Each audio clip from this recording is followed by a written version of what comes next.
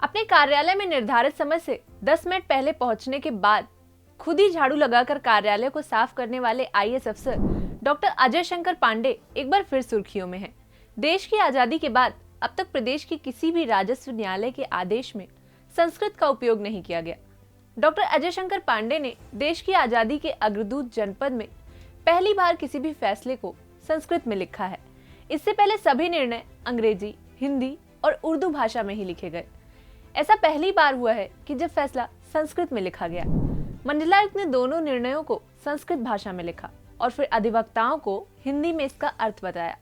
अपने इस फैसले पर डॉक्टर अजय शंकर पांडे ने कहा कि संस्कृत तो सभी भाषाओं की जननी है।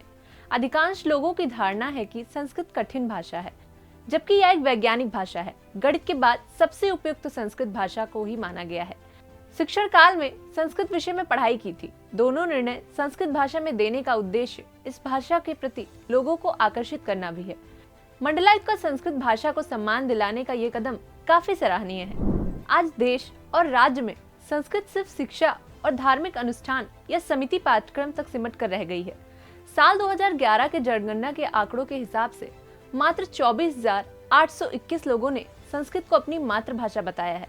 हालांकि ये आंकड़ा पिछली जनगणना से बड़ा है। साल 2001 में मात्र 14,135 लोगों ने संस्कृत को मातृभाषा बताया था। भारत में मातृभाषा के रूप में दर्ज 22 भाषाओं में संस्कृत सबसे आखिरी नंबर पर आती है। उत्तर प्रदेश में मात्र 3,062 लोगों ने ही अपनी मातृभाषा संस्कृत बताई है, जिनमें से 1,697 पुरुष और 1,365 महिलाएं हैं। इससे पता चलता है कि संस्कृत बोलचाल भाषा के रूप में ज्यादा लोकप्रिय नहीं है। उत्तर प्रदेश में संस्कृत शिक्षा के लिए 2 राजकीय और 973 सहायता प्राप्त विद्यालय हैं। इनका संचालन माध्यमिक शिक्षा निदेशालय के स्तर पर किया जाता है।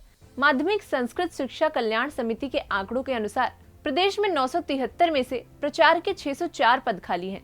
इसी तरह सहायक अध्यापकों के 3,974 में से 2,054 पद खाली पड़े हैं, यानी कुल 4,947 में से 2,658 पद खाली हैं। इंटरनल क्वालिटी एश्योरेंस सेल द्वारा जारी आंकड़ों के हिसाब से उत्तर प्रदेश के वाराणसी में संस्कृत के सबसे जाने माने संस्थान संपूर्णानंद संस्कृत विश्वविद्यालय में साल 2017-18 में मात्र 1,964 छात्र पंजीकृत किए गए हैं, जिनमें से 1,260 स्नातक, 689 परास्नातक और 15 पीएचडी कर रहे हैं। यहाँ 63 विदेशी छात्र भी हैं। सन 1669 में भारत सरकार के शिक्षा मंत्रालय के आदेश से केंद्रीय तथा राज्य स्तर पर संस्कृत दिवस मनाने का निर्देश जारी किया गया था।